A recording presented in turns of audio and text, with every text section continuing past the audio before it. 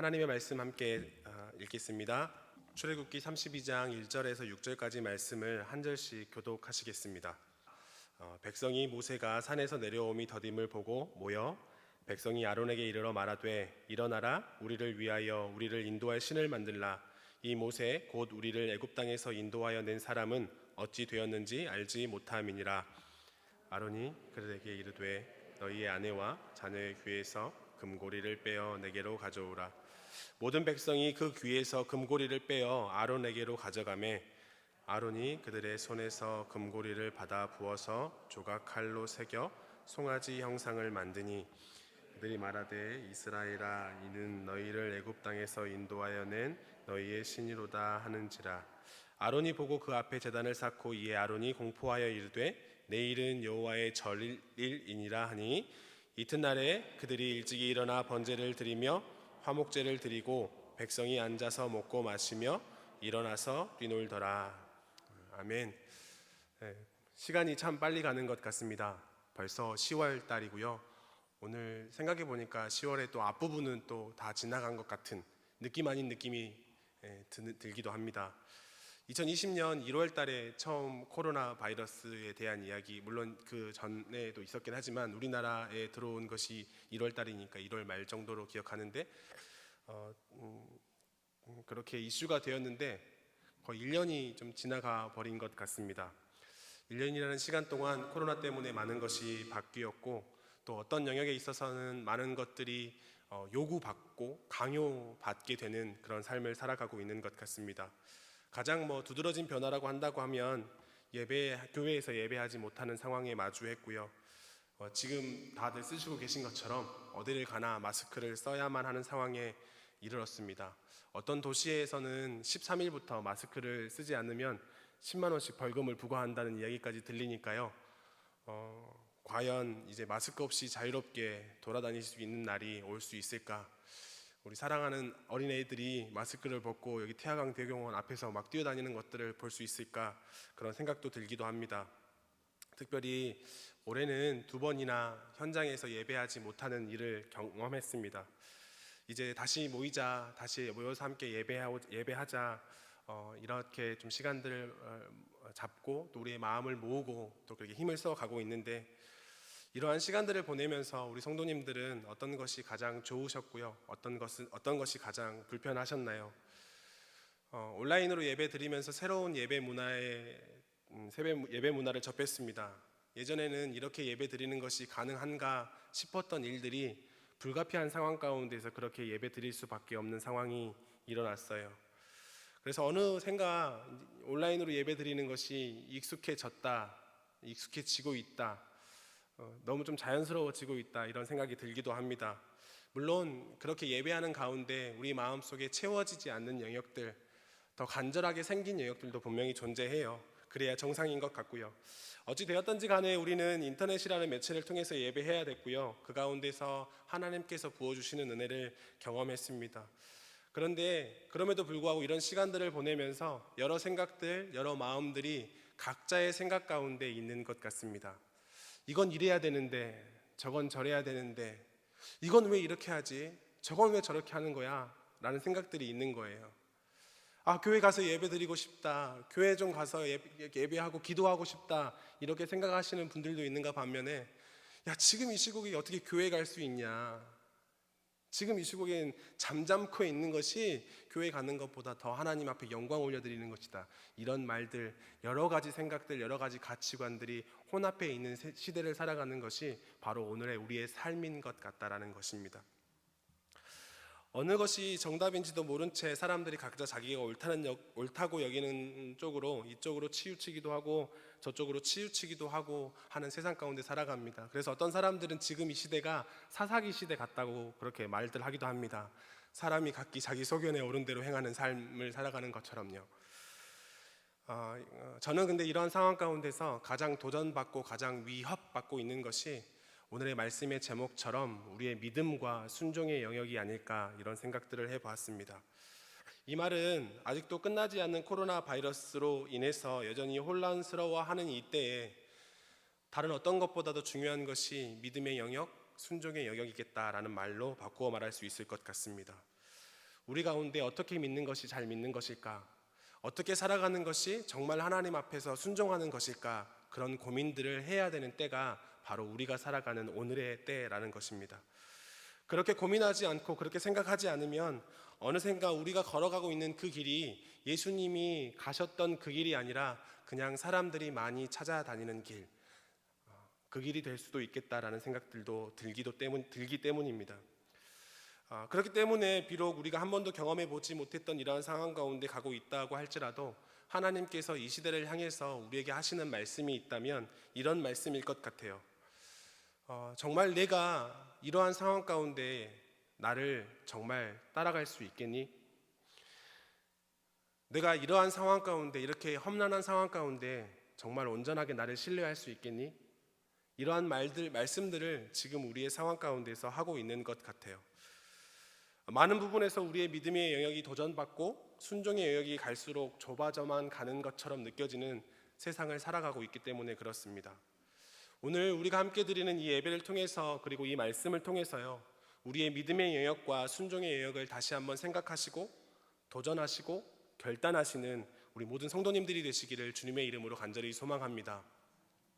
첫 번째로 살펴볼 것은 바로 믿음의 영역인데요, 믿음이라고 하면 우리 성도님들은 성경 구절 어디가 가장 먼저 떠오르시나요? 질문했습니다. 어디가 가장 먼저 떠오르시나요? 네, 그러실 것 같았어요. 저도 그랬으니까요. 믿음 하면 가장 먼저 떠오르는 성경 구절은 히브리서 11장 1절 말씀입니다. 믿음은 바라는 것들의 실상이요 보이지 않는 것들의 증거니라는 말인데요, 성경은 우리에게 믿음은 바라는 것들의 실상이라고 이야기합니다. 보이지 않는 것들의 증거가 된다고 말씀하시는 거예요. 그러니까 한마디로 이야기하면 믿음은 어떤 건가요? 지금 나에게는 없지만, 지금은 나에게 보이지는 않지만 그것이 존재한다고, 그것이 이루어질 것이라고 하는 실상이라는 거죠. 그렇게 생각하는 것이라는 거예요. 그렇게 인식한다라는 거예요. 보이진 않지만 그것이 앞으로 드러나게 될 것이라는 것을 의지하는 것, 생각하는 것, 인식하는 것이 믿음이 된다. 한마디로 말하면 믿음은 보이지 않는 것을 마치 보이는 것처럼, 내 손에 쥐어있지 않는 것이 마치 내 손에 쥐어있는 것처럼 인식하는 것이다, 생각하는 것이다, 그렇게 말할 수 있을 것 같습니다. 그래서 믿음이 어려운가 봐요. 보이지 않는 것을 믿어야 하기 때문에 그렇습니다. 보이지 않는 것을 믿는다는 것 어려운 것 같습니다. 반대로요, 보이는 것을 믿는다는 건 참 쉬운 거예요.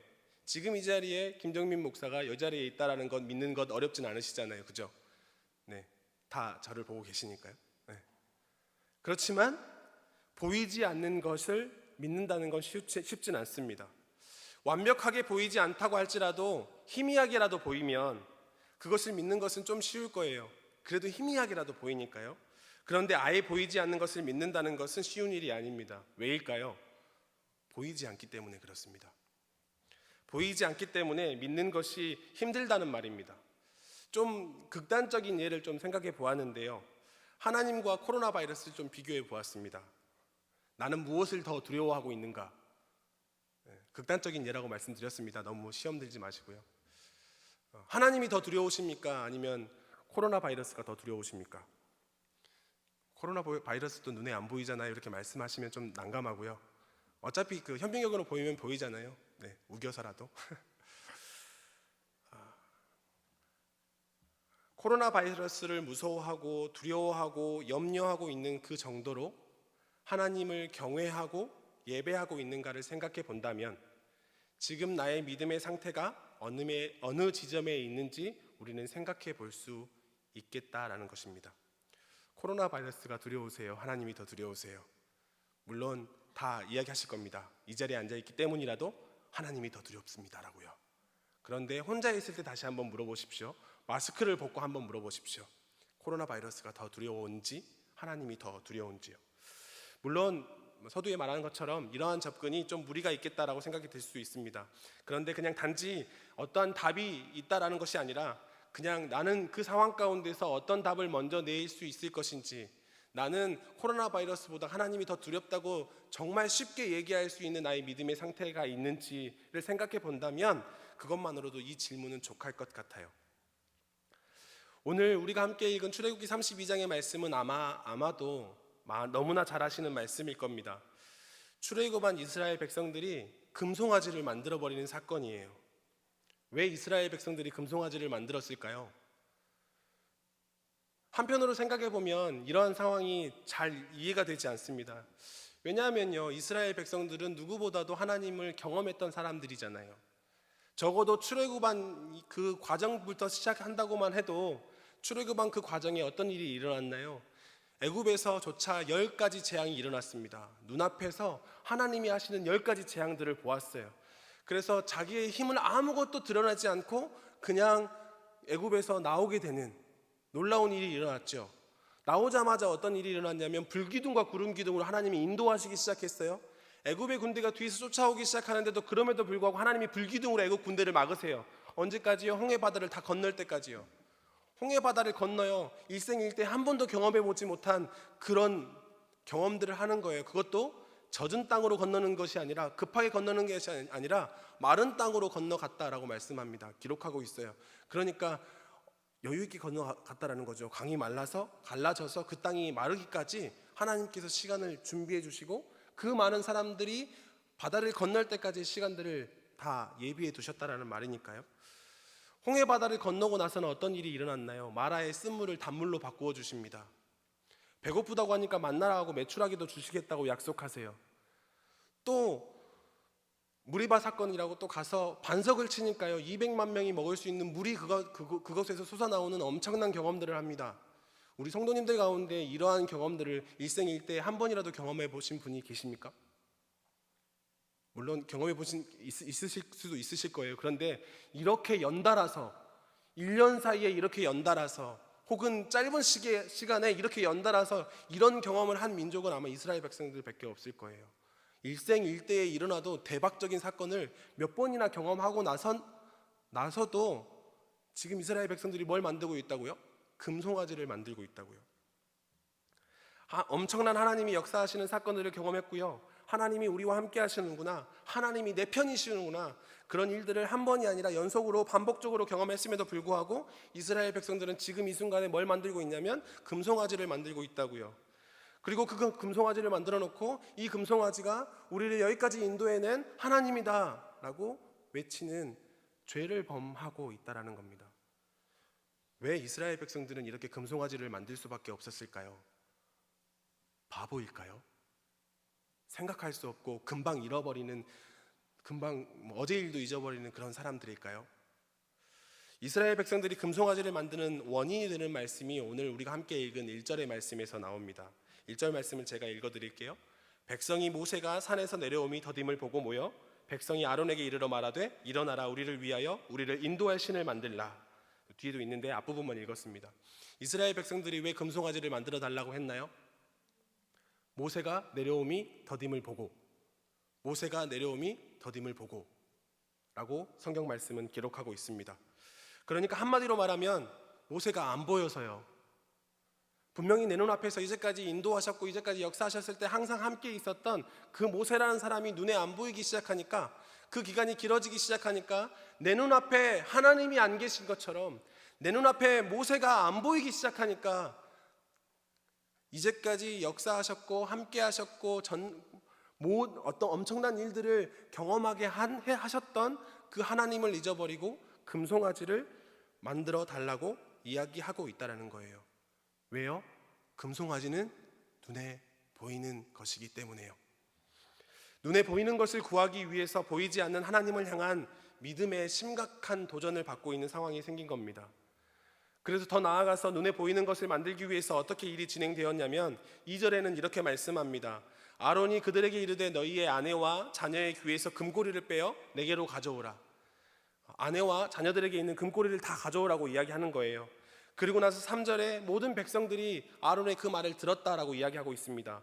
그리고 금고리를 빼어서 아론에게로 가져가요. 그리고 나서 어떤 일이 벌어지냐면요, 4절의 말씀인데요, 제가 읽어드리겠습니다. 아론이 그들의 손에서 금고리를 받아 부어서 조각칼로 새겨 송아지 형상을 만드니 그들이 말하되 이스라엘아, 이는 너희를 애굽 땅에서 인도하여 낸 너희의 신이로다 하는지라. 금고리를 받아가지고 금을 이제 녹여가지고 송아지를 만들었습니다. 그런데 그 가운데 굳이 안 들어가도 되는 표현인데 한 표현이 등장해요. 어떤 표현이에요? 조각칼로 새겨서 만들었다라는 겁니다. 그냥 송아지를 만들었다고 되어 있지 않고요. 조각칼로 새겨서 만들었대요. 물론 송아지 형태를 만들었으니까 금을 해가지고 이쪽 저쪽 뭐 깎기도 하고 그렇게 만들어야 되지 않겠습니까? 또 그 금고리를 뭐 녹여서 만들어야 되니까 그 금고리를 녹여서 부어서 만들 거푸집을 만들어야 되니까 그 거푸집을 정교하게 깎았다라는 표현으로 생각해 볼 수 있을 것 같습니다. 그런데 지금 눈에 보이지 않는 하나님을 대신해서 눈에 보이는 송아지를 만들려다 보니까 어떤 일이 벌어지는 거예요? 눈에 보이는 우상을 더 잘 만들기 위해서 조각칼로 심혈을 기울여서 만들었다. 새겼다. 어떻게 하면 눈에 확 들어올 수 있을까? 어떻게 하면 그럴듯하게 보일 수 있을까? 그런 염려들을 하게 된 거예요. 우리가 읽진 않았지만 32장 21절에 보면요, 모세가 산에서 내려와서 아론에게 따져 묻습니다. 이 백성이 당신에게 어떻게 했기에 당신은 이 백성을 죄악으로 이렇게 빠지게 만들었습니까? 라고요. 그랬더니 아론이 대답해요. 22절, 23절, 24절 말씀인데요, 사람들이 모세는 눈에 보이지 않고 하나님의 역사하심도 눈에 보이지 않으니까 우리를 위해서 우리를 인도할 신을 만들어 달라고 했다. 그래서 내가 하도 답답해서 그 사람들에게 금이 있는 거 다 가져오라고 해가지고 불구덩이에 넣었더니 짜잔 하고 그저 금송아지가 나왔다라고 이야기를 해요. 할 수 있는 대로 구체적으로 조각칼로 새겨서 만들어 놓고는 나중에 그 부분이 탄로나니까 아론이 모세에게 어떻게 변명하는 거예요? 그냥 내가 조각칼로 새겨서 만든 게 아니라 그냥 그냥 사람들이 만들어 달라고 요구하니까 어쩔 수 없이 내가 금붙이를 모아가지고 어쩔 수 없이 불구덩이 넣었는데 그게 송아지 형태로 나오더라 라고 이야기하고 있다라는 거예요. 변명을 하고 있는 거죠. 보이지 않는 것에 대한 믿음이 흔들리고 그 대안으로 눈에 보이는 어떤 것을 찾으려고 하는 그 순간에 우리의 믿음이 흔들리는 속도는 걷잡을 수 없이 빨라지는 것을 우리는 볼 수 있습니다. 그리고 그것이 잘못되었다고 깨닫는 순간에 우리는 그것을 잘못되었다고 인정하기보다는 변명으로 나아가는 수밖에 없는 것들을 오늘 금송아지 사건은 우리에게 말씀하고 있는 거예요. 게다가 아론은요, 그 금송아지를 만들고 나서 한 가지 죄악을 더 범해요. 그 금송아지를 만들고 사람들이 정말 기뻐하지 않았겠습니까? 드디어 우리를 인도할 신이 나왔다, 금송아지다 나왔다. 그러니까 감정을 추스르지 못해가지고 출애굽기 32장 5절에 아론이 보고 그 앞에 제단을 쌓고 이에 아론이 공포하여 이르되 내일은 여호와의 절일이니라 라고 이야기하기 시작합니다. 사람들이 기뻐하는 모습을 보고 당장 내일은 하나님 앞에 예배하는 날입니다 라고 선포하기 시작하는 거예요. 자기가 혼자 정하고 자기가 혼자 북치고 자기가 혼자 장구치고 이것저것을 다 하고 있는 것이죠. 이럴 때 우리는 가지가지 한다라는 표현을 씁니다. 눈에 보이지 않는 하나님을 대신해서 만들어낸 눈에 보이는 금송아지가 만들어지고 난 이후에 얼마나 빠른 속도로 이스라엘 백성들이 죄악을 향하여 가는지를 우리는 너무나 분명하게 말씀을 통해서 살펴볼 수 있는 것이지요. 하나님은 이 금송아지를 만든 이 백성들을 향해서 무엇이라고 말씀하십니까? 함께 읽진 않았지만요, 7절에서는 애굽 땅에서 인도하여 낸 내 백성이 부패했다라고 말씀합니다. 8절에서는 내가 그들에게 명령한 길을 속히 떠났다라고 이야기합니다. 이스라엘 백성들이 하나님께서 명령한 길을 속히 떠났다라는 것이죠.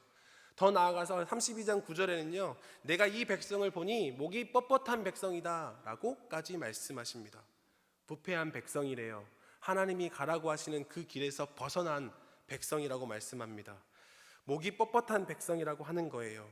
하나님이 아니라, 보이지 않는 하나님이 아니라 보이는 우상을 찾으려 했던 이스라엘 백성들에게 하신 하나님의 심판의 말씀인 거예요. 그것은 분명히 죄다라고 말씀하신다는 것이죠. 그리고 나서 하나님은 이스라엘 백성들에게 내가 너희들을 진멸할 것이다 라고까지 말씀하십니다. 더 나아가서요, 모세가 그 가운데서 중재하고 난 이후에 33장에는 뭐라고 말씀하시냐면, 시내 산을 떠나는 이스라엘 백성들에게 너희를 젖과 꿀이 흐르는 땅에 이르게 하려니와 나는 너희와 함께 올라가지 않겠다라고까지 하나님께서 말씀하시는 거예요. 내가 너희들 젖과 꿀이 흐르는 땅으로 가게 해준다고 약속은 했으니까 그 약속은 지킬게. 그런데 내가 너희와 함께하지 않겠다. 하나님의 임재, 하나님의 역사, 하나님의 은혜는 이제 너희 가운데 있진 않을 거다라고 하시는, 어떻게 보면 진멸할 거랑 거짓 다를 바 없는 그런 말씀들을 하시는 거예요. 이제까지 이스라엘 백성들과 함께 하셨고 인도하셨고 역사하셨던 그 하나님이 이제는 함께 하시지 않으시겠다고 하시는 거예요. 혹시 우리 성도님들은 오늘 이 출애굽기의 이 말씀들을 들으시면서 또 살펴보시면서 어떤 마음이 드시나요? 하나님의 심판의 메시지의 말씀을 들으시면서 어떤 생각이 드시나요? 자신과는 전혀 상관없는 이야기처럼 듣고 계시나요? 나는 저렇게 금송아지를 만든 적이 없는데 라고 생각하고 계시진 않으신가요? 눈에 보이지 않는 하나님을 향한 신뢰의 마음이 사그러져 갈 때 우리의 마음 속에는 어느샌가 금송아지가 자리 잡을 수 있음을 우리는 깨달아야 합니다.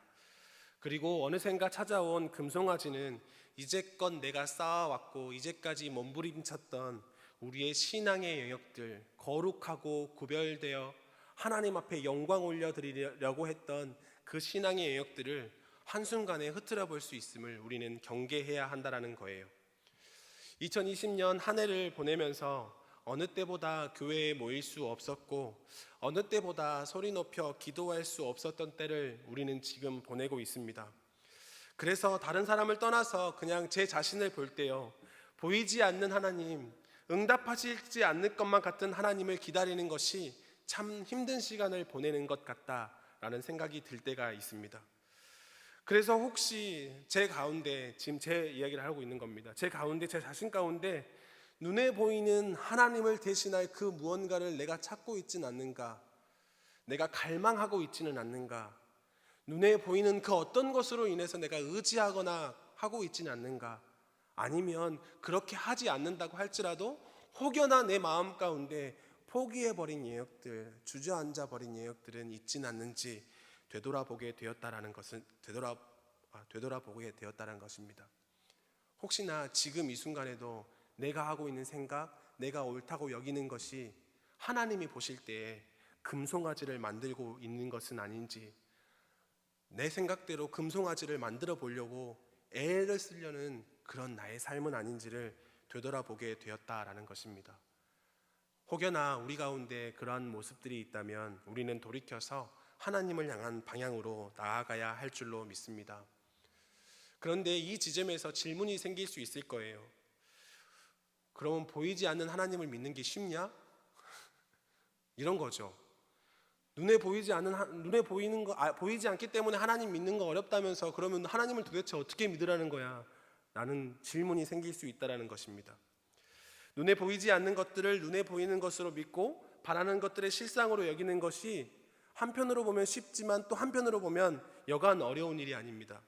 인간의 연약함을 고려해 볼 때 보이지 않는 것을 찾는 것보다 보이는 것을 찾는 것을 더 가까이 할 수밖에 없는 우리의 연약함을 생각해 볼 때 이 질문, 이 주제는 우리에게 참 연약할 수밖에 없는 주제라는 거예요.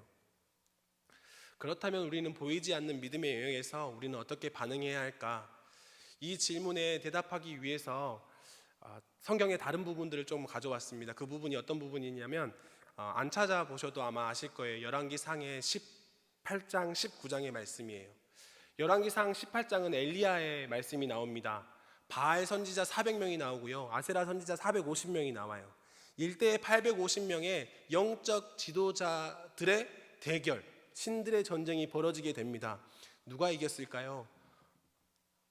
당연히 엘리야가 이겼겠죠, 그죠? 똑같이 송아지 둘을 준비해가지고 제단을 쌓아서 각각 신의 이름을 불러보자, 그래서 응답하는 신이 진짜 하나님이다 라는 대결을 벌이게 됩니다. 먼저 바알과 아세라를 섬기는 선지자 850명이 모여서 제단을 쌓고 송아지를 올려놓고 각각 그 바알의 이름을 부르고 아세라의 이름을 부르고 예배하기를 시작합니다. 제사 드리기 시작해요. 그런데 아무 응답도 일어나지 않습니다. 그리고 나서 어떤 일이 벌어져요? 칼로 자기를 자해하고 창으로 자기를 자해하면서까지 성경적인 표현을 들어서 미친 듯이 떠들어댑니다.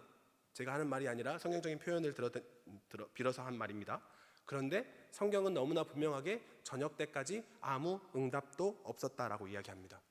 그런데 엘리야가 앞으로 나아가요. 여호와의 이름을 의지하고 돌로 제단을 쌓고 도랑을 만들고 그 위에 제단을 쌓고 송아지를 올려놓고 나무를 올려놓고 그 위에다가 물통 넷을 3번 들이붓습니다. 12번을 총 들이붓는 거예요. 그래서 도랑까지 물에 가득 차게 되었습니다. 그리고는 여호와의 이름을 불렀어요. 그랬더니 어떤 일이 일어나냐면 하나님이 응답하셔서 불로 번제물과 나무와 돌과 흙을 다 태우고 도랑의 물까지 다 말라버리게 하는 놀라운 역사를 일어나게 했습니다. 1대 850명의 싸움이 너무나 싱겁게 하나님의 승리, 엘리야의 승리로 끝나게 되는 거예요. 그렇다면 이런 상황 가운데 엘리야라면 마치 이스라엘 백성들이 이제까지 많은 하나님의 은혜를 경험한 것처럼요, 하나님을 믿는 믿음으로 나아가야 될 텐데, 그 다음 19장의 1절에 뭐라고 나오냐면 아합과 이세벨이 이야기를 듣고 나서 엘리야를 협박하기 시작합니다. 뭐라고요? 내일 이맘때쯤에 너는 죽게 될 거야 라는 겁니다. 근데 그 말을 듣고 엘리야가 당당해지거나 하나님을 두려워하는 것이 아니라 그 말이 두려워서 도망을 가게 됩니다. 그리고 나서 열왕기상 19장 4절에 보면요, 이렇게 말씀하는데요, 자기 자신은 광야로 들어가 하룻길쯤 가서 한 로뎀나무 아래에 앉아서 자기가 죽기를 원하여 이르되 여호와여 넉넉하오니 지금 내 생명을 거두시옵소서, 나는 내 조상들보다 낫지 못하니이다 하고, 뭐라고 고백하고 있는 겁니까? 분명 며칠 전에, 하루 전 아니면 며칠 전에 1대 850명의 싸움을 너무나 가뿐하게 승리를 누렸어요. 근데 그 이후에 살해 협박을 듣고 나서 어떻게 엘리야가 변해버렸냐면, 하나님 차라리 저를 죽여주십시오. 제가 자살을 할 수는 없으니까 하나님이 좀 저를 생명을 거두어 주십시오 라고 이야기하는 거예요. 하나님 이만하면 됐습니다. 저는 제 생명 가운데 하나님 제가 할 것 다 한 것 같습니다. 이제 제 생명을 거두어 가 주십시오. 이런 모습이라는 거예요. 그런데 그런 엘리야를 하나님이 그대로 내버려 두지 않으세요. 일단 엘리야를 먹이시고요, 하나님의 호렙산으로 데려가십니다. 그리고 여호와의 앞에 산에 서라라고 말씀하세요. 그리고 나서 19장 11절 12절 말씀을 하시는데요, 제가 천천히 읽겠습니다.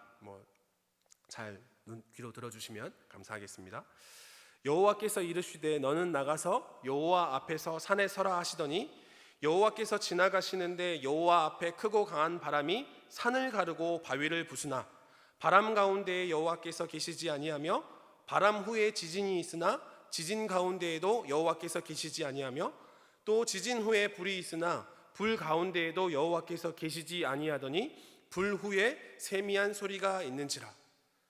하나님이 엘리야를 호렙산에 세우시고 나서 크고 강한 바람을 보여주세요, 엘리야에게. 근데 그 바람이 얼마나 컸는지 산을 가르고 바위를 부수는 바람이었다라는 겁니다. 그러니까 엘리야가 그 바람을 봤을 때 어떤 생각을 했겠습니까? 이 바람은 하나님이 아니고서는 할 수 없는 바람이야 라고 생각할 수밖에 없는 바람이었다는 겁니다. 그런데 그 가운데 하나님이 보이지 않으셨대요. 그리고 나서 어떤 일이 벌어지냐면, 그냥 성경은 지진이라고 되어 있는데 제가 생각할 때는요, 앞에 바람이 크고 강한 바람, 산을 가르고 바위를 부수는 그런 바람이 있고 나서 지진이 일어났는데, 그 지진이 어떤 지진이었겠습니까? 그냥 이렇게 울렁하는, 약간 엘리베이터 타면 느낄 수 있는 이런 지진은 아니었겠죠. 마치 울렁울렁하는 그런 지진이었겠죠. 마치 하나님이 아니고서는 이 지진을 일으킬 수가 없다라고 생각할 수밖에 없는 그 지진이 일어난 거예요. 그런데 그 지진 가운데 하나님이 계셨다고요? 하나님이 보이지 않으셨대요. 그 다음에 어떤 일이 벌어지는 거예요? 불이 임했대요. 불이. 그러니까 이 불도 어떤 불이었겠습니까? 라이터 불이나 성냥 불이었겠습니까? 그런 건 아니겠죠. 하나님의 임재가, 저건 누가 봐도 하나님의 임재라고 생각할 수밖에 없는 그런 불이 임했다는 거예요. 그런데 그 불 가운데도 하나님이 계셨다 안 계셨다? 안 계셨다. 그리고 나서 뭐가 엘리야의 귀에 들렸다고요? 세미한 소리가 들렸다라는 겁니다. 하나님은 바람 가운데서도요, 지진 가운데서도, 그리고 불 가운데서 보이지 않으셨어요. 다만 그 불 후에 세미한 소리로 엘리야에게 말씀하셨습니다. 혹시 눈에 화려하게 보이는 하나님을 찾고 계십니까? 뭔가 내 눈앞에 바위를 부수고 산을 가르는 것 같은 하나님을 경험하기를 원하십니까? 지진처럼 불처럼 강력하게 임하시는 그런 하나님을 신뢰하기를 원하시고 믿기를 원하시고 바라고 계시고 지금 내 삶에도 그렇게 역사하여 주십시오 라고 기도하고 계시진 않으십니까?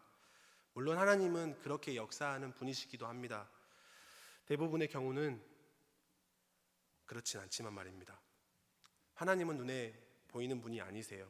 그렇지만 너무나 분명하게 하나님은 우리에게 오늘도 내일도 그 다음 날도 우리의 평생의 삶의 순간까지 세미한 소리로 말씀하시는 분이신 줄로 믿습니다. 그러니까 우리의 믿음은 내 눈앞에 보이는 어떤 것을 향해서 가는 것이 아니라 우리 귀에 들려지는 세미하면서도 분명한 말씀을 향해서 갈 때에 흔들리지 않고 온전해질 수 있다는 것입니다. 그러니까 믿음은 보이지 않는 것을 믿음으로 고백함과 동시에 오늘을 살아가는 나에게 말씀하시는 하나님의 세미한 소리를 듣는 것이 믿음이다 라고 말씀드릴 수 있을 것 같습니다. 우리 사랑하는 성도님들에게 이러한 세미한 소리가 날마다 들려주시기를 주님의 이름으로 간절히 소망합니다. 두 번째로 순종의 영역이에요. 사실 이 순종의 영역은 앞선 믿음의 영역 가운데 방향성이 제대로 되어 있다면 그렇게 어렵지 않은 것일 수 있습니다. 왜냐하면 하나님께서 들려주시는 그 세미한 소리를 따라가기만 하면 되니까요. 그냥 바다 건너편에 가서 이쪽에서 그물을 던지라고 하면 그쪽에서 그물을 던지기만 하면 되니까요. 그냥 하나님 보고 물 위로 걸음을 내디디라고 하시면 그냥 그 가운데 물 위에 내 발걸음만 옮기면 되니까요. 그렇다면 우리는 어떻게 순종할 수 있을까요? 한마디로 말씀드리면 순종의 영역도 믿음만큼 쉬운 영역이 아닌 것 같습니다. 아는 것처럼 잘 안 되는 것이, 믿는 것처럼 잘 안 사라지는 것이 우리의 삶이기 때문에 그래요. 제 아들이 지금 미운 4살이거든요. 하루에도 몇 번씩 나는 화내면 안 돼. 우리 집에서 나는 천사 같은 아빠가 되어야 돼. 다짐하면서도 제 안에 있는 제 본성이 억누르지 못해서 제 어릴 적 기억은 생각하지도 못하고 욱욱 마음이 올라올 때가 있습니다. 혼내면 안 된다고 책에서 배우고 듣기도 하고 강의도 듣고 막 그랬는데요. 자꾸 제 입에서는 거친 말이 나오려고 하는 그런 아니야 난 목사야, 아니야 난 목사야 이렇게 생각하는 적이 정말 많이 있습니다. 왜 아는 것처럼 잘 사라지지 않을까요? 마찬가지로 우리의 순종의 영역도 마찬가지인 것 같습니다. 그런데 우리가 이 순종의 영역을 먼저 생각할 때 우리가 먼저 생각해야 되는 영역들이 있어요. 그것이 무엇이냐면 애통입니다. 애통. 출애굽기 33장에서 하나님이 금송아지를 만든 이스라엘 백성들에게 향해서 너희들 젖과 꿀이 흐르는 땅으로 가게 해줄게. 그런데 나는 너희들과 함께 가지 않을 거야. 그런 엄중한 심판의 메시지를 할 때에 이스라엘 백성들이 어떻게 반응했냐면요. 출애굽기 33장 4절의 말씀인데요. 백성이 이 준엄한 말씀을 듣고 슬퍼하여 한 사람도 자기의 몸을 단장하지 아니하니라고 이야기합니다. 그러니까 가장 먼저 그 엄중한 심판의 말씀을 듣고 나서 이스라엘 백성들이 반응한 것은 무엇이었냐면 슬퍼했다라는 거예요. 아파했다라는 겁니다. 그냥 그렇게 믿음의 영역대로 살아가지 못하는 자기 자신의 모습, 공동체의 모습을 보고 애통하는 마음이 그 가운데 있었다라는 거예요. 순종의 영역에 나아갈 때 우리가 먼저 해야 하는 것은 우리 가운데 하나님의 말씀, 하나님께서 말씀하시는 그 세미한 소리를 듣지 못한 것에 대한 애통, 그래서 하나님의 말씀에 대한 떠난 것에 대한 아픔의 고백이 우리 가운데 먼저 있어야 한다라는 거예요. 그래야 우리가 하나님의 말씀에 순종할 수 있습니다. 그것을 다른 말로 말하면 회개라고 이야기할 수 있을 겁니다. 하나님 말씀대로 살아오지 못한 회개가 우리 가운데 있어야 한다라는 거예요. 아까도 아론의 경우를 빌어서 말씀드렸지만 우리가 얼마나 회개하지 못하고 살아가는가를 생각해 볼 때 우리는 하나님의 말씀대로 살아가지 않을 때 회개하기보다는 변명을 늘어놓을 때가 더 많다라는 사실을 우리는 고백해야 한다는 거예요. 그것 가운데 우리는 애통함으로 나아가야 한다는 거예요. 그냥 금붙이를 모아서 불에 넣었더니 금송아지가 됐다라고 이야기하는 것처럼 나는 별로 잘못한 게 없는데 그냥 상황이 나를 이렇게 만들어버렸어. 그냥 이러다 보니까 내가 이렇게 돼버렸어 라고 이야기하는 모습들이 저와 우리 가운데 있다라는 거예요. 인스타라는 SNS를 하다가 태화교회 한 청년이 쓴 시를 보게 되었습니다. 그냥 손으로 끄적거리는 시였어요. 아마도 다 아실 분은 아실 것 같고요. 네, 본인이 없는 것 같아서 성을 밝히면 조시고요. 끝에 이름은 상으로 끝납니다. 아마 다들 아실 것 같고요. 짧은 시예요. 짧은 시인데 저한테는 좀 묵직하게 다가왔습니다. 제목, 짧은 시니까 제가 한번 읽어드리겠습니다. 제목, 다이어트. 바지가 작아졌다. 아니, 바지는 작아지지 않아. 내가 커진 것일 테지. 예수님이 지나가신 그 길, 갈수록 좁아지는 그 길? 아니, 길은 좁아지지 않아. 내가 커진 것일 테지. 바지를 다시 입으려면, 좁은 길을 지나가려면 살을 빼야 할 텐데 내가 작아져야 할 테지. 어떻게 보면 밋밋한 시입니다. 어떻게 보면 대단한 시처럼 느껴지지 않기도 합니다. 그런데 저는 이 청년이 쓴 글귀를 보고 참 마음에 와닿았습니다. 바지는 작아지지 않았다. 내가 커진 거다. 길은 좁아지지 않았다. 내가 커진 거다. 이 말이 왜 이렇게 와닿았을까요? 혹시나 우리 성도님들은 오늘을 살아가시면서 얼마나 많은 변명을 하고 살아가셨습니까? 하나님의 말씀대로 살아가지 못했고 하나님의 마음을 헤아리지 못했던 내 삶 가운데 아론처럼 혹여나 변명하고 계시진 않으십니까? 내가 커진 건데 바지가 작아졌다고, 내가 커진 건데 왜 이 길이 이렇게 좁아졌냐고 변명하고 또 합리화하고 계시진 않으십니까? 하나님 마음에 합한 자라고 여겨졌던 다윗 왕은요, 일생일대에 씻을 수 없는 죄를 저질렀습니다. 다들 아시는 것처럼 우리아의 아내 밧세바를 취한 것입니다. 아마도 다윗에게 있어서 지워버리고 싶을 흑역사예요. 그런데 다윗은 나단 선지자가 그 다윗에게 와서 범죄했다라고 이야기할 때 변명하지 않았습니다. 그 죄를 다윗에게 말했을 때 그 즉시로 다윗은요, 내가 여호와께 범죄했다라고 고백합니다. 그리고 시편 51편의 말씀을 고백하기 시작해요. 그 중에 51편 10절 11절 말씀은 하나님이여 내 속에 정한 마음을 창조하시고 내 안에 정직한 영을 새롭게 하소서. 나를 주 앞에서 쫓아내지 마시며 주의 성령을 내게 거두지 마소서라고 고백합니다. 얼마나 애통한 마음이 있었을지, 얼마나 하나님 앞에서 그 마음으로 순종의 마음으로 나아가려고 몸부림치려는 그 다윗의 모습이 그렇게 느껴지는 말씀이에요. 하나님 앞에서 순종하기 위해서는 이렇게 하나님 앞에 엎드리며 하나님 앞에 나아가는 애통함이 우리 가운데 있어야 할 줄로 믿습니다. 그래야 세미한 소리가 들려요. 그래야 하나님의 앞에 나아가는 길이 좁아지는 것이 아니라 갈수록 넓은 길처럼 보이게 된다는 말입니다. 그래야 순종의 길로 걸어갈 수 있다는 말입니다. 그렇게 하나님 앞에서 슬퍼하며 단장하지 않는 이스라엘 백성들에게 하나님은 출애굽기 33장 5절의 말씀에서 장신구를 떼어내라라고 말씀합니다. 그리고 이스라엘 백성들은 그 엄중한 말씀에 순종해요.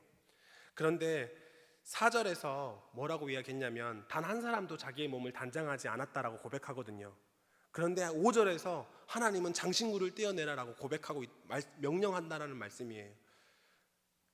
지금 혹시 상황이 잘 이해가 되지 않은 분들이 좀 있으신 것 같아가지고 4절에요, 장신구를 한 명도 단장하지 않았다는 말이 나오고 5절에 하나님이 그러한 이스라엘 백성들을 향해서 장신구를 떼어내라 라고 말씀하시는 그 말씀이 나온다고요. 이해가 되시나요? 그래서 어떤 학자들은요, 이 4절과 5절이 순서가 바뀌었다라고 이야기도 합니다.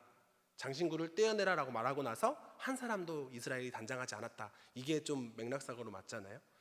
그런데 한편으로 생각해 보면 장신구를 한 명도 단장하지 않았다라고 하시는 그 이스라엘 백성들 앞에 장신구를 떼어내라라고 말씀하실 수밖에 없는 하나님의 상황을 생각해 보면 이 문제가 그냥 간단한 문제처럼 느껴지지 않습니다.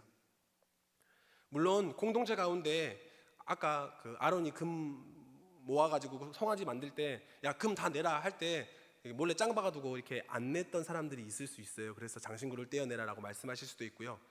단장하는 사람들이 이렇게 안 낸 것이 뭐 귀걸이가 있으면 뭐 투명 귀걸이는 안 냈다 뭐 이런 식으로 생각해 보면 그런 사람, 이렇게 잔머리를 굴리는 사람이 있었다라고 생각해 볼 수 있는데, 그렇지 않고 순수하게 금무치를 다 내고 이스라엘 백성들이 장신구를 다 떼어냈는데도 불구하고 장신구를 또 떼어내라라고 말씀하셨다라고 본다고 한다면, 이스라엘 백성들 사이에 관습적으로요 너무나 당연하게 몸을 장식하고 있는, 이건 장신구 축에도 끼지 않아, 이건 너무나 우리가 전통적으로 해온 거야, 이거는 너무나 익숙해져서 이걸 뺀다는 건 생각해 본 적이 없어 라고 생각하는 그 무엇인가도 있을 수 있었겠다라는 생각이 든다라는 것입니다. 금무치들을 다 떼내고 단장하지 않는다고 말해도 가장 기본적인 거야, 이건 기본적인 거야 라고 생각하면서 당연하다고 여겨지는 것들이 아직까지도 이스라엘 백성들 가운데 있을 수 있다라는 것들을 말씀하신다는 것이죠. 제가 지금 어떤 말씀을 드리는지 혹시 감이 오시나요? 우리의 순종의 영역은요 우리의 생각에 있어서 획기적이고 과감한 결단이 필요합니다. 하나님께서 요구하시는 순종의 영역은 그냥 형태만 나타내는 순종이 아닙니다. 몸을 단장하지 않는 수준을 넘어서 뿐만 아니라 내가 익숙하다고 생각하고 내가 편하다고 생각하고, 다시 말해서 내가 생각하는 그 수준을 넘어선 그 장신구를 떼어내는 것까지가 하나님을 향한 순종의 영역이다라고 오늘 하나님의 말씀은 우리에게 하시고 있다는 거예요. 99%의 순종이 아니라 100% 순종을 원하신다라는 것입니다. 지금 우리의 삶은요 무엇보다도 믿음과 순종의 영역 가운데 도전을 받는 시대를 살아가고 있습니다. 올해를 살아가면서 제가 얼마나 목사 같지 않는 삶을 살아갔는지 잘 몰라요. 하나님 앞에, 하나님 저는 왜 이럴까요? 왜 이렇게 연약할까요? 왜 이렇게 부족할까요? 이런 기도를 한 적이 한두 번이 아닙니다. 하지만 여러 가지 모양대로 믿음을 지켜야 하고 순종해야 하는 삶을 살아가는 삶이 바로 저와 우리들의 삶인 줄로 믿습니다. 오늘 연약함으로 힘든 삶을 살아가고 흔들릴 수밖에 없는 삶을 살아갈 수밖에 없을지도 모르지만, 그럼에도 불구하고 나와 여전히 함께 하시는, 여전히 세미한 소리로 말씀하시는 하나님과 함께 동행함으로 하나님 앞에 믿음으로 나아가시는 우리 모든 성도님들이 되시기를 주님의 이름으로 간절히 소망합니다.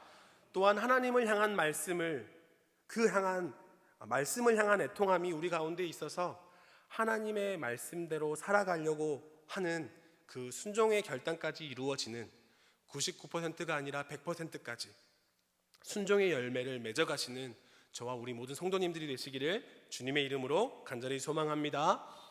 이 시간에 함께 찬양하시면서 우리의 고백을 주님 앞에 올려드렸으면 좋겠습니다.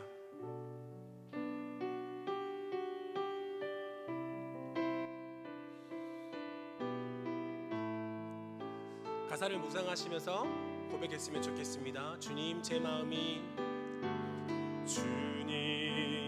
마음이 너무 둔해서 주님을 볼 수 없습니다. 이 땅에 속하여 이 땅만 보다가 주님 손을 놓쳤습니다.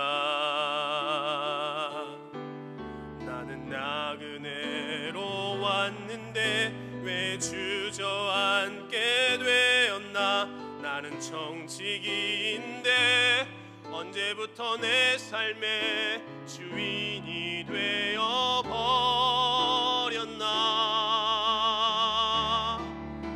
믿음이 없이는 기쁘시게 못하나니 고된 수고도 다 헛될 뿐이라. 믿음이 없어서 무너진 삶의 모든 자리에 다시 주님을 기다립니다. 다시 한번 고백합니다. 주님 제 마음이 너무 둔해서 주님을 볼 수 없습니다. 이 땅에 속하여 이 땅만 보다가 주님 손을 놓쳤습니다. 나는 나그네로 왔는데 왜 주저앉게 되었나.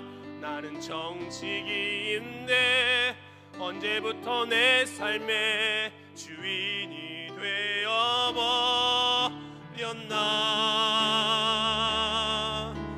믿음이 없이는 기쁘시게 주를 찾는 자, 주를 찾는 자 반드시 만나리. 믿음이 없어서 무너진 삶의 모든 자리에 다시 주님을 믿음이 없이는 기쁘시게 못하나. 주를 찾는 자, 주를 찾는 자 반드시 만나리. 믿음이 없어서 무너진 삶의 모든 자리에 다시 주님을 기다립니다. 이 시간 말씀을 생각하면서 함께 기도했으면 좋겠습니다. 우리의 믿음 없음을 솔직하게 주님 앞에 내려놓고, 하나님 우리에게 믿음을 주옵소서. 하나님의 그 세미한 음성을 들을 수 있도록 하나님 우리 영적인 귀를 열어주시옵소서. 말씀을 들을 수 있도록 하나님 인도하여 주옵소서. 그 믿음을 허락하여 주옵소서. 함께 기도하며 나갔으면 좋겠습니다. 함께 기도하겠습니다. 살아계신 하나님 아버지 감사합니다. 하나님 아버지 하나님, 오늘 아버지 하나님 이 순간에 하나님을 향한 우리의 믿음의 모습들을 하나님 적나라하게 보게 하여 주셔서 감사합니다. 우리의 믿음의 상태를 다시 한번 보게 하여 주셔서 감사합니다. 하나님, 믿음이 있다고 이야기했지만, 믿음이 있다고 생각했지만 여전히 우리는 믿음이 없음 그 영역 가운데 하나님 몸부림치고 있었음을 보았습니다. 하나님, 우리가 연약합니다. 우리가 무너질 수 있습니다. 하나님, 우리가 연약하여서 하나님 그 보이지 않는 하나님을 향해서 하나님 보이는 것으로 하나님 메꾸려고 하는 그 마음이 하나님 우리 가운데 있었음을 고백합니다. 하나님, 우리 연약함을 용서하여 주시고 하나님 우리를 불쌍하게 여겨주시고 하나님 우리 가운데 은혜가 마르지 않도록 하나님 아버지 함께하여 주셔서 하나님 보이지 않는 그 하나님을 향한 그 믿음 가운데 하나님 몸부림치며 나아갈 때에 하나님 날마다 하나님 우리에게 주시는 그 하나님의 음성이 들릴 수 있도록, 그 세미한 소리가 들릴 수 있도록 하나님 나에게 말씀하시는, 나에게 위로하시고 나를 인도하시고 나와 함께 하시는 아버지 그 음성이 들릴 수 있도록 주님 아버지 하나님 인도하여 주시옵소서. 함께하여 주시옵소서. 하나님을 향한 믿음이 하나님 우리 가운데 일어나기를 원합니다. 날마다 처지는 것이 아니라, 날마다 주저앉아 버리는 것이 아니라, 날마다 포기하는 것이 아니라, 날마다 그 하나님의 마음이 일어나서 하나님 앞에 부르짖지 않고는 견딜 수 없는 아버지 하나님 그 마음이 하나님 우리 가운데 있을 수 있도록 주님 아버지 하나님 인도하여 주셔서 하나님 나에게 말씀하시는, 나에게 역사하시는 그 하나님의 놀라우신 일하심과 그 하나님의 말씀들이 하나님 우리 귀에 들릴 수 있도록 하나님 역사하여 주시옵소서. 함께하여 주시옵소서. 하나님, 우리가 그 하나님의 음성을 듣기를 원합니다. 하나님 앞에 나가기를 원합니다. 이 시간 다시 한번 기도하실 때 우리의 순종의 영역을 생각하시면서 하나님 앞에 애통한 마음으로 나아갔으면 좋겠습니다. 가슴을 치면서 애통한 마음으로, 길이 좁아진 것이 아니라 내가 커졌습니다. 주님 앞에 회개하며 온전한 순종으로 나아가기를 원합니다. 99%가 아니라 100%의 순종으로 나아가는 나의 삶이 되게 하여 주옵소서. 우리의 삶이 되게 하여 주옵소서. 주님 받으시는 예배드리는 삶을 살아갈 수 있도록 주님 역사하여 달라고 함께 기도하며 나가기를 원합니다. 함께 기도하겠습니다. 살아계신 하나님 아버지 감사합니다. 하나님, 순종의 영역을 생각해 볼 수 있도록, 하나님 우리의 모습을 생각해 볼 수 있도록 주님 은혜 베풀어 주셔서 말씀하여 주셔서 감사합니다. 오늘도 세미한 소리로 우리에게 말씀하여 주셔서 하나님, 내가 어떤 영역 가운데서 순종할 수 있는지, 어떤 영역 가운데 순종하고 있는지, 어떤 영역 가운데 순종이 아니라 변명하고 있는지 하나님 생각해 볼 수 있도록 하나님 인도해 주셔서 감사합니다. 하나님, 우리가 순종의 삶을 살아가기를 원합니다. 그러나 그 전에 우리 가운데 하나님께서 주시는 애통함, 하나님의 말씀대로 살아가지 못했던 나의 삶을 보면서 느끼는 그 애통함이 나의 삶 가운데 있기를 원합니다. 하나님의 세미한 소리를 듣지 못하는 것에 대한 애통함, 하나님의 말씀하시는 그 말씀을 듣고서도 내 순종의 영역 가운데로 그것을 가져오지 못하고 행동으로 옮기지 못하고 삶의 열매를 맺어가지 못했던 아버지 하나님 그 모습들을 하나님 바라보게 하여 주셔서 하나님, 우리가 하나님 아버지 그 순종의 영역들 가운데 적나라한 모습으로 주님 앞에 온전한 모습으로 하나님 나아가는 아버지 하나님 우리가 될 수 있도록 주님 아버지 하나님 인도하여 주옵소서. 하나님 길이 좁아진 것이 아니라 내가 커진 것임을 인정합니다. 하나님 내가 너무나 커져서 내가 기존에 가지고 있었던 것, 내가 익숙했던 것, 이것들은 내가 포기하지 않는 것이라고, 이것들은 내가 이거 너무나 익숙한 것이라고, 이것은 나에게 너무나 기본적인 것이라고 생각하는 아버지 하나님 그것들까지라도 하나님 앞에 순종의 영역으로 내어 맡길 수 있도록, 순종의 영역으로 드릴 수 있도록 하나님이 하나님 말씀하실 때 장신구를 떼어내라고 말씀하실 때 나에게 있는 장신구는 무엇인지 하나도 남김없이 떼어 넘겨서 주님 앞에 온전하게 하나님과 함께함이 나에게 은혜입니다. 하나님과 함께 걸어감이 나에게 기쁨입니다라고 고백할 수 있는 하나님 우리가 될 수 있도록 주님 아버지 하나님 인도하여 주시옵소서. 함께하여 주시옵소서. 주님 함께하여 주시옵소서.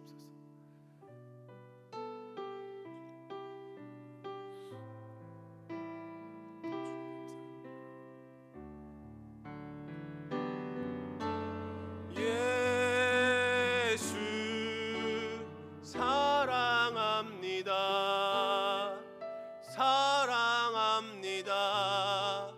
온 마음 다하여 오직 주님 한 분만 간절히 더 원하. 예수 사랑합니다. 예수 사랑합니다. 사랑합니다. 온 마음 다하여 오직 주님 한 분만 간절히 더 원하. 다시 한번 간절한 마음을 담아서 예수 사랑합니다. 예수 사랑합니다. 사랑합니다. 온 마음 다하여 오직 주님 한 분만 간절히 더 원하. 넘쳐나네 넘쳐나네 넘쳐나네. 주를 향한 내 속에 갈망이 주님께로 날 이끌어 주소서. 주님을 더 원하. 넘쳐나네 넘쳐나네 넘쳐나네. 주를 향한 내 속에 갈망이 주님께로 날 이끌어 주소서. 주님을 더 원합니다. 이 시간에 특별히 다음 세대들을 두고 함께 기도했으면 좋겠습니다. 교회 예배가 멈추고 가장 많은 영향을 받은 것이 다음 세대인 것 같아 마음이 아픕니다. 믿음을 잃어버리는 다음 세대가 아니라 반석 위에 흔들리지 않는 믿음을 세우는 다음 세대들이 될 수 있도록 영아부에서부터 청년부까지 이르도록 하나님 은혜 위에 은혜를 더하여 주십시오. 한 사람 한 사람 주님 붙잡아 주십시오. 믿음이 흔들리지 않도록 하나님의 그 세미한 음성들이 하나님 각 심령 가운데 들려질 수 있도록 주님 아버지 함께하여 주옵소서. 역사하여 주옵소서. 함께 다음 세대들을 위해서 함께 기도하며 나가겠습니다. 기도하겠습니다. 살아계신 하나님 아버지 감사합니다. 주님 다음 세대들을 두고 기도할 수 있도록 하나님 아버지 은혜 베풀어 주셔서 감사합니다. 하나님 교회 예배가 멈추고 하나님 가장 많은 영향을 받은 것이 다음 세대인 것 같아 마음이 아픕니다. 하나님 혹시나 믿음을 잃어버리지 않을까. 혹시나 아버지 하나님 이렇게 예배하는 것이 익숙해짐으로 말미암아 하나님께서 주시는 아버지 하나님 공동체에게 허락하시는 그 하나님의 놀라우신 은혜가 하나님 멈춰질까 염려되고 걱정되고 하나님 마음이 아픕니다.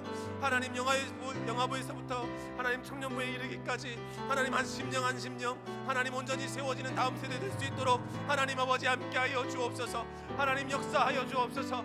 하나님을 찾는 아버지 하나님 그 하나님의 간절한 마음이 각 심령 가운데 있게 하여 주시고 하나님 입술 가운데서 하나님을 찬양하며 하나님을 고백하며 하나님 앞에 간절히 구하는 아버지 하나님 기도의 소리가 끊이지 않는 다음 세대 될 수 있도록 하나님 아버지 함께 하여 주시옵소서. 하나님 각 구석 가운데 하나님 아버지 함께 하여 주시고 예배가 회복될 수 있도록 주님 아버지 하나님 역사해 주시고 더 이상 그 어떤 것도 예배를 바로 막는 방해되는 하나님 일이 일어나지 않도록 하나님 주님 붙잡아 주십시오. 하나님의 은혜 위에 은혜를 더하여 주셔서 하나님 말씀이 송이꿀처럼 달게 들릴 수 있도록 주님 아버지 하나님 역사하여 주시고 내 마음 가운데 하나님 교회를 향한 아버지 하나님 그 거룩한 마음 구별된 마음들이 일어나게 하여 주셔서 하나님 예배하기에 부족함 없도록 하나님 찬양하기에 부족함 없도록 나는 예배자입니다라고 거룩하게 구별되게 고백할 수 있는 아버지 하나님 우리 다음 세대 될 수 있도록 주님 아버지 하나님 인도하여 주옵소서. 앞으로 세상을 살아가면서 이보다 더 큰 환난이 있을 수도 있는데 하나님 그런 상황 가운데서 포기하고 주저앉아 버리는 것이 아니라 하나님께서 남겨주시는 하나님 바알에게 무릎 꿇지 않는 7,000명을 남겨주신 것처럼 하나님 우리 다음 세대들이 주님 앞에 하나님 포기하지 않고 아버지 하나님 참 몸을 견디며 이기며 승리하는 우리 다음 세대 될 수 있도록 주님 아버지 하나님 역사하여 주시옵소서. 함께해 주시옵소서. 아버지 하나님 돌아오는 주일부터 아버지 하나님 교회 예배 아버지 하나님 주일학교가 다시 시작됩니다. 주님 아버지 예배 가운데 하나님 기름 부어주십시오. 말씀 가운데 능력 있게 하여 주옵소서. 주님 어떤 것도 하나님 방해되지 못하도록 주님 아버지 막아주시고 지켜주시고 돌보아주셔서 하나님 예배 가운데 오는 모든 친구들이 하나님의 은혜를 경험하고 하나님의 역사하심을 경험하고 하나님의 함께하심을 경험함으로 말미암아 하나님의 자녀로 하나님이 세상을 난석 위에 세운 믿음의 굳건한 다음 세대 될 수 있도록 주님 아버지 하나님 인도하여 주시옵소서. 하나님 아버지 함께하여 주시옵소서. 주님 도와주시옵소서. 계속해서 기도하실 때 가을 여행을 두고 함께 기도했으면 좋겠습니다. 올 가을에도 우리에게 세미하게 꼭 분명하게 말씀하시는 은혜의 시간이 가을 여행이 될 것입니다. 그것을 두고 함께 기도했으면 좋겠습니다. 특별히 코로나로 인해서 잊어버리고 잃어버린 것들이 다시 제자리를 찾고 회복되고 자리 잡고 열매 맺는 시간 될 수 있도록 하나님 이번 가을 여행 가운데 주님 역사하여 주옵소서. 특별하게 하나님 기름 부어 주시옵소서. 은혜 위에 은혜가 넘치게 하여 주옵소서. 다시 한번 가을 여행을 두고 함께 기도하며 나가겠습니다. 기도하겠습니다. 사랑과 은혜가 많으신 하나님 아버지 감사합니다. 하나님 가을 여행을 두고 하나님 기도하며 나아갑니다. 하나님 18일부터 하나님 가을 여행이 시작되는데 하나님 더 어떤 것보다도 하나님의 세미하고 분명한 목소리 하나님의 말씀이 들리는 은혜의 시간 되게 하여 주옵소서. 한 사람 한 사람 찾아가셔서 말씀하여 주시는 시간이 되게 하여 주시고 그 말씀 앞에 결단하는 시간 되게 하여 주시고 아버지 하나님 그 결단에 순종하며 나갈 수 있는 귀한 시간 될 수 있도록 주님 아버지 하나님 인도하여 주옵소서. 하나님 해마다 가을 여행이라는 시간들을 통하여서 우리의 모습 우리의 신앙의 상태를 다시 한번 돌아보고 다시 한번 정상하고 다시 한번 세우는 아버지 귀한 시간이 되었습니다. 하나님 올 가을 여행도 하나님 코로나로 인해서 하나님 우리가 잃어버렸던 것 잊어버렸던 것들 하나님 다 하나님 기억나게 하시고 다 생각나게 하시고 하나님 다 기도의 제목들로 삼게 해주셔서 하나님 모든 것들이 온전하게 회복되고 세워지고 하나님 이루어지는 하나님 귀한 가을 여행의 시간들이 될 수 있도록 주님 아버지 하나님 인도하여 주옵소서. 매 시간마다 하나님의 은혜가 마르지 않도록 물된 동산처럼 하나님 마르지 않도록 하나님 반석 위에 물이 샘솟았던 것처럼 하나님 그 은혜가 하나님의 가운데 있게 하여 주시고 하나님 그 가을 여행 될 수 있도록 주님 인도하여 주셔서 하나님 그 어떤 때보다는 뜨거운 아버지 가을 여행의 시간 되게 하여 주시고 그 어떤 때보다는 더 깊숙하게 하나님 앞에 기도하며 나아갈 수 있는 주님 아버지 귀한 가을 여행의 시간들이 될 수 있도록 하나님 이로 인해서 하나님 앞에 교회가 있어야 될 이유를 하나님 앞에 교회로 모여야 될 이유를 다시 한번 생각하고 고백하고 하나님 기도하며 나아갈 수 있는 그런 시간으로 될 수 있도록 주님 아버지 하나님 인도하여 주시옵소서. 마지막으로 함께 기도했으면 좋겠는데요. 이 시간 기도하실 때 몸이 연약한 자들, 마음이 연약한 자들이 생각나신다면 그들을 위해서 함께 기도했으면 좋겠습니다.